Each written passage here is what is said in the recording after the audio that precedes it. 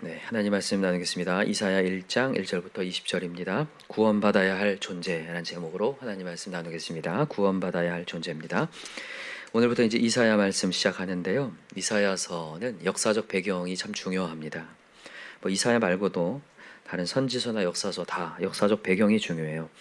역사적 배경이 왜 중요하냐면요. 하나님은 역사 속에서, 시간 속에서 역사하시기 때문에 그렇습니다. 여러분, 하나님은 멀리서 역사하시는 분이 아니라 우리 삶 속에 역사하고 계세요. 그죠? 그래서 하나님이 보내신 예수님 별명이 뭐죠? 임마누엘입니다. 내가 너와 함께 있을 것이다. 우리와 함께 하시다 하고, 예수님이 성천한 뒤에도 우리에게 어떤 영을 부어주셨냐면 성령이요. 그죠? 거룩한 영을 부어주셔서 보혜사 되셨어요. 동행하신다는 거죠. 그래서 우리가 이 역사적 배경을 통하여서 하나님이 뭘 얘기하고자 원하시는가를 좀 잘 깨닫는 시간이 되었으면 좋겠습니다. 당시 이사야 때는 이스라엘이 분단된 국가였죠. 그죠? 북이스라엘과 밑에는 뭐죠? 남유다, 남쪽 유다, 이렇게 북이스라엘과 남유다가 이렇게 나누어져 있는데, 북이스라엘은 뭐 말할 것도 없고 남유다까지도 왕들이 이렇게 역대 왕들이 계속 거듭되면서 점점 하나님과 멀어지고 있는 때였습니다. 당시 이사야 선지자는 기원 전 8세기부터 7세기까지 활약을 한 선지자, 남유다의 선지자인데, 몇 대 왕을 거치냐면 4대 왕을 거칩니다. 4대를 거치는데, 자 1절을 보면 유다 왕 우시야와 요담과 아하스, 히스기야, 이 4왕입니다. 우시야, 요담, 아하스, 히스기야.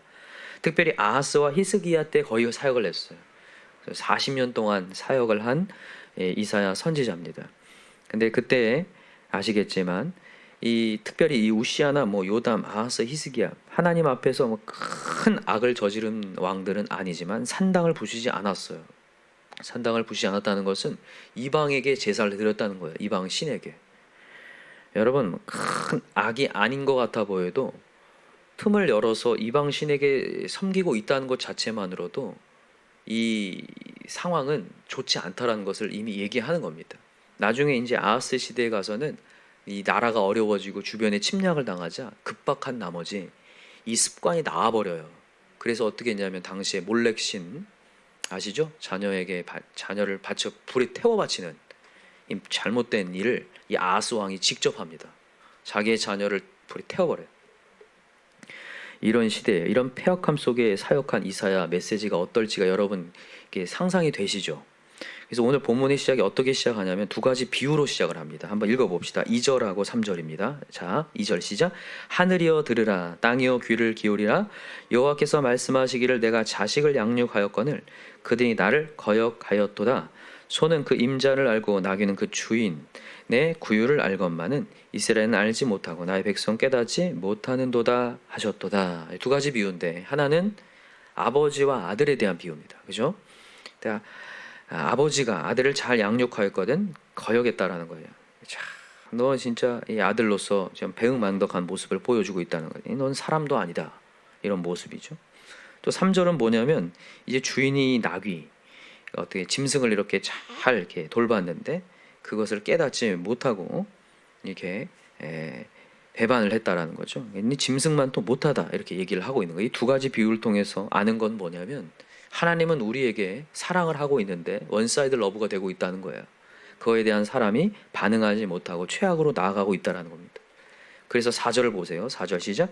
슬프다 범죄한 나라여, 허물진 백성이요, 행악의 종자여, 행위가 부패한 자식이로다. 그들이 여호와를 버리며 이스라엘 거룩하신 이를 만홀히 여겨 멀리하고 물러갔도다. 이스라엘의 큰 죄악이 그거죠. 하나님을 버려버린 겁니다. 하나님을 버려버린 거. 이게 큰 죄악이었어요. 그래서 하나님께서 이제 매를 대기 시작하는데, 5절 보세요. 너희가 어찌하여 매를 더 맞으려고 폐역을 거듭하느냐? 온 머리는 병들었고 온 마음은 피곤하였으며 발바닥에서 머리까지 선 것이 없이 상한 것과 터진 것과 새로 맞은 흔적뿐이거늘 그것을 짜며 싸매며 기름으로 부드럽게 함을 받지 못하였도다. 그래서 하나님께서 이제 7절 보니까 너희의 땅은 황폐하였고 너희의 성읍들은 불에 탔고 너희의 토지는 너희 목전에서 이방에게 삼켜졌으며 이방인에게 파괴됨 같이 황폐하였고. 여기까지만 읽어봅시다. 여러분, 이 이사야 메시지에 큰 2가지 사건이 등장을 합니다. 하나는 기원전 733년에 있었던 북이스라엘과 아람 군대. 여러분, 지금의 시리아 알고 계시나요? 시리아. 지금 이스라엘 땅에 위에 있는 땅이거든요. 그 아람 군대, 당시에 굉장히 강대한 나라였습니다. 아람 군대와 북이스라엘이 연합을 해서 어디를 치려고 했냐면, 당시에 이제 점점 부강해져 가고 있는 아수르라는 나라를 치려고 했어요.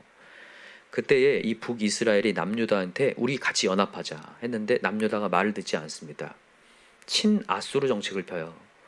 우리는 아수르를 공격하지 않겠다라고 하면서 이렇게 거부를 합니다. 그래서 북이스라엘이 화가 나서 아수르를 공격하기 전에 남유다를 공격합니다. 그게 733년이에요. 그때 예루살렘이 함락되기 직전까지 와요. 멸망의 직전까지 옵니다. 다 황폐해지고. 그게 733년에 있었던 첫 번째 중요한 사건이거든요. 그때 하나님께서 건져주시죠.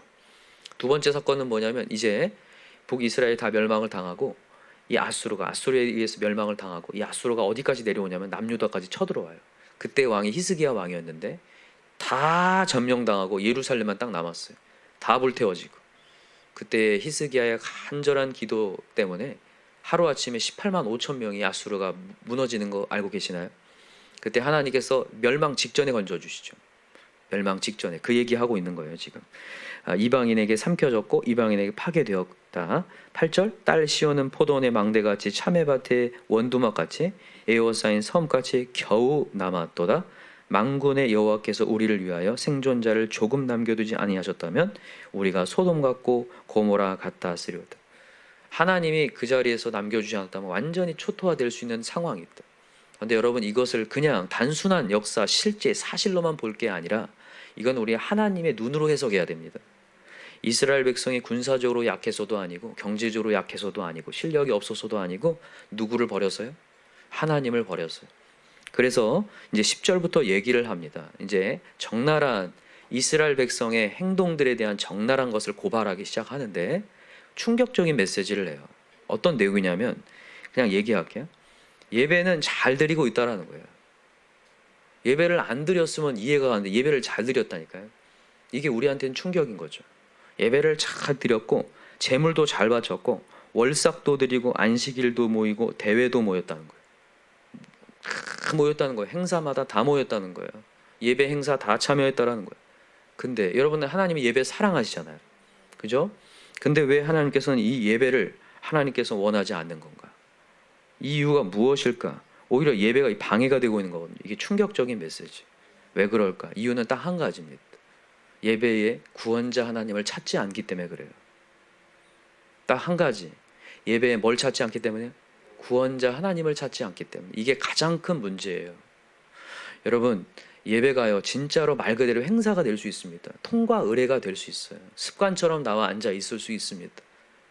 그러나 진짜 중요한 건 뭐냐? 이 예배에 필요한 것은 하나님의 구원이라는 거예요. 구원자 하나님이 필요해서 여러분 나오셔야죠. 여러분, 하나님이 정말 필요합니까? 아니면 그냥 예배해야 된다고 하니까 습관처럼 나와 있습니까? 그것을 지금 이스라엘 백성들에게 하나님이 얘기하는 거예요. 그래서 뭐라고 얘기하시냐면, 뭐를 밟을 뿐이라고 얘기해요? 마당만 밟을 뿐이라고. 자, 12절 읽어볼까요? 자, 읽어봅시다. 자, 11절부터 11절 시작. 여호와께서 말씀하시되 너희의 무수한 재물이 내게 무엇이 유익하뇨? 나는 순양의 번제와 살찐 짐승의 기름에 배불렀고 나는 숫송아지나 어린 양이나 순염소의 피를 기뻐하지 아니하노라. 너희가 내 앞에 보이러 오니 이것을 누가 너희에게 요구하였느냐? 내 마당만 밟을 뿐이니라. 마당만 밟고 있다라는 거죠. 왔다만 가는 거라는 거예요. 그냥 봤을 때는 예배하는 자 같아요. 그러나 전혀 하나님이 필요하지 않는 모습이라는 거죠. 이게 진정한 안타까움이에요. 그래서 하나님이 뭐라고 얘기하신지 보세요. 14절 보세요. 내 마음이 너희의 월삭과 정한절기를 싫어하나니 그것이 내게 무거운 짐이라 내가 지기에 곤비하였느니라. 여러분, 우리 인간이 예배가 짐이 되는 게 아니라 하나님이 짐이 되고 있어요. 그러니까 우리의 예배하는 모습이 하나님 보기에 짐이라고요. 이게 어떻게 이게 이해하시면 되냐면요. 그러니까 우리가 누군가 이제 부하 직원이라든지 뭐 자녀를 키울 때에 열정은 엄청나요. 열정은 엄청난데 잘못된 길로 가고 있을 때 우리가 부담스럽지 않나요? 그죠? 부하 직원이 열정을 다해서 막 일을 하는데 막 잘못된 일만 계속 하고 있어요. 일을 더 뭐해요? 만들어. 야, 차라리 너는 가만히 있었으면 좋겠다. 이런 말이 저절 튀어나오지 않나요? 그 얘기하는 거예요. 너가 정말 예배에 대한 열정을 가지고 예배하는데 나한테는 부담스럽다. 너는 진짜로 내가 필요한 게 아니지 않니? 그냥 재물만 드리면 다 된다고 생각하고 예배 자리에 앉아 있으면 다 된다고 생각하는 거 아니니? 라면서 하나님 얘기하신 거예요. 그것이 내게 무거운 짐이라 내가 지기에 곤비하였는다. 여러분, 이렇게 이 이스라엘 백성들이 예배 때에 구원자 하나님이 필요하지 않다는 걸 어떻게 증명할 수 있냐면 삶으로 증명이 된다는 거예요. 자, 15절 보세요. 너희가 손을 펼 때 내가 내 눈을 너희에게서 가리고 너희가 많이 기도할지라도 내가 듣지 아니리니 이는 너희의 손에 피가 가득함이라. 기도하러 왔는데요, 손에는 뭐가 가득하다고요? 피가 뭘 얘기하냐면요, 미움을 얘기하는 거예요. 여러분, 하나님의 사랑을 받고 은혜를 갈구하는 사람은요, 저 영혼에 대한 미움이 생기는 게 아니라 나를 구원해 주신 하나님에 대한 감사가 흘러나오게 돼 있어요. 근데 어느 순간 내가 하나님 앞에 내가 구원받아야 될 존재라는 걸, 나는 오늘도 하나님의 불쌍히 여김을 받아야 될 존재라는 거, 오늘도 헤세드가 필요하다는 것이 망각되잖아요. 그러면 기도를 하면서도 미워요. 손에는 피가 가득하다고요. 그 얘기하는 거예요. 자, 16절 시작. 너희는 스스로 씻으며 스스로 깨끗하게 하여 내 목전에서 너희 악한 행실을 버리며 행악을 그치고 선행을 배우며 정의를 구하며 학대받는 자를 도와주며 고아를 위하여 신원하며 과부를 위하여 변호하라 하셨느니라.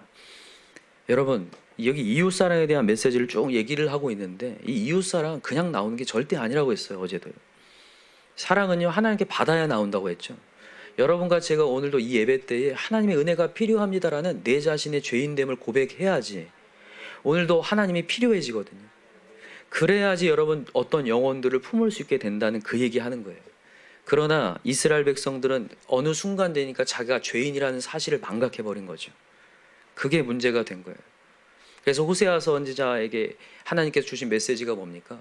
내가 뭘 원하고, 인애를 원하고 긍휼을 원하고 제사를 원치 않는다. 이걸 예수님도 얘기하셔요. 예수님께서 정말 영혼을 살리기 위해서 사시잖아요. 그죠? 사랑하기 위해 오셨는데 바리새인들은 자기는 구원을, 하나님의 긍휼을 필요한 존재가 아니라고 여겨요. 자기는 죄인이 아니라 자기는 떳떳하고 괜찮은 사람을 여기는 순간부터 계속 비판하고 힐난하고 비방하면서 살잖아요. 그때 예수님이 하신 메시지가 뭐냐면 하나님은 긍휼을 원하고 제사를 원치 않는다는 메시지를 던지시죠. 여러분, 오늘 우리가 확인해야 될 게 뭐냐면 우리는 오늘도 구원을 받아야 할 존재라는 거예요. 여러분, 오늘 이 메시지를 통해서 우리가 뭘 확인해야 되냐면 예배를 열심히 드린다고 해도 여러분 우리는 구제불능이구나를 확인하셔야 돼요. 여러분, 오늘 이 새벽의 자리에 오셨어요? 여러분, 우리가 나은 사람이 된 게 아닙니다. 이거를 정확히 아셔야 돼요. 이걸 모르는 순간 신앙을 통한 교만이 찾아와요. 여러분, 오늘 우리가 새벽 예배에 나왔다고 해서 우리가 잘난 사람 아닙니다. 오늘도 하나님의 구원이 필요한 존재일 뿐이에요. 하나님이 필요해서 나온 것뿐이지 나는 오늘 새벽 예배에 나왔으니까 저 사람보다 좀 아닙니다. 여러분, 삶으로 증명하지 않나요? 오늘 새벽 예배 열심히 나와서 나갔더니 막 사랑이 엄청 많이 됩니까? 쉽지 않습니다. 오늘 우리는 그냥 구제불능인 거예요. 그래서 여러분, 오늘도 하나님의 긍휼이 필요해서 나왔습니다. 오늘도 하나님의 은혜가 필요해서 나왔습니다. 그게 오늘의 메시지예요. 나는 오늘도 구원받을 존재이군요. 나는 오늘도 하나님의 은혜가 필요한 존재이군요. 그래서 여러분, 오늘도 뭘 고백해야 되냐? 내 부족을 고백하는 거죠.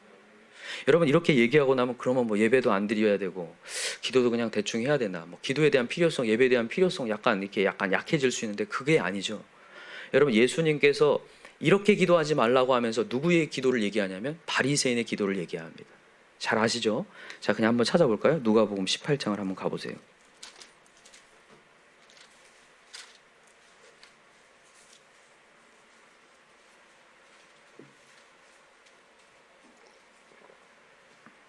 누가복음 18장 9절부터 한번 읽어봅시다. 누가복음 18장 9절. 자, 시작.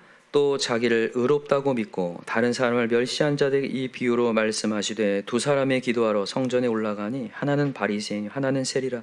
바리새인은 서서 따로 기도하여 이르되 하나님이여, 나는 다른 사람들 곧 토색 불이 가늠을 하는 자들과 같지 아니하고 이 세리와도 같지 아니함을 감사하나이다. 나는 일에 2번씩 금식하고 또 소득의 11조를 드리나이다 하고 세리는 멀리 서서 감히 눈을 들어 하늘을 쳐다보지도 못하고 다만 가슴을 치며 이르되 하나님이여 불쌍히 여기소서 나는 죄인으로소이다 하였느니라. 내가 너에게 이르노니 이에 저 바리새인이 아니고 이 사람이 의롭다 하심을 받고 그의 집으로 내려갔느니라. 무릇 자기를 높이는 자는 낮아지고 자기를 낮추는 자는 높아지리라 하시니라. 아멘. 여러분, 오늘도 우리는 고백해야 될 게 내가 죄인이라는 사실입니다. 여러분, 오늘도 기도하러 왔을 때 우리가 무엇을 간구할 게 아니라 딱 이거 하나예요. 하나님, 저는 오늘도 하나님의 긍휼이 필요합니다. 저 너무 부족합니다. 내 오늘 부족을 깨닫는 시간이셔야 합니다. 오늘 이 새벽의 자리에서 그게 증명되는 시간이어야 돼. 하나님, 저는요 아닙니다. 저는요 하나님이 저를 터치해주지 않으면 무너질 수밖에 없는 존재입니다. 구제불능입니다를 오늘 고백할 때 오늘 역사가 될 줄 믿어요. 그래서 여러분, 오늘 예배에 여러분 오늘 하나님의 필요하셔서 오신 거죠. 항상이셔야 합니다. 하나님, 제가 오늘도 하나님의 은혜 없이는 살 수 없습니다. 그래서 여러분 오늘 본문 돌아오세요. 그래서 이런 얘기를 하는 거예요. 18절 마지막 결론을 짓습니다. 18절부터 20절 같이 시작. 여호와께서 말씀하시되, 오늘 본문 이사야 1장 18절 시작. 여호와께서 말씀하시되 오라 우리가 서로 변론하자. 너희의 죄가 주홍 같을지라도 눈과 같이 희어질 것이요 진홍같이 붉을지라도 양털같이 희게 되리라. 너희가 즐겨 순종하면 땅의 아름다운 소산을 먹을 것이요 너희가 거절하여 배반하면 칼에 삼켜지리라. 여호와의 입의 말씀이니라. 아멘. 오라 우리가 서로 변론하자가 무슨 얘기냐면요, 너 한번 주의를 따져보자 이 얘기가 아니라 와서 상담을 받고 위로를 받으라는 얘기예요. 너가 진정한 하나님의 위로를 받으라, 구원을 받으라는 거예요. 그래서 나중에 진짜 즐겨 순종함으로 아름다운 소산 열매를 거두는 역사가 일어날 것이다. 여러분, 하나님께 와야 열매입니다. 하나님이 필요의 열매예요. 오늘도 여러분 형식적인 예배, 여러분 우리 다시 한번 돌아봅시다. 내가 정말 몸만 와 있는가? 진짜로 나는 오늘도 하나님의 긍휼이 필요한가?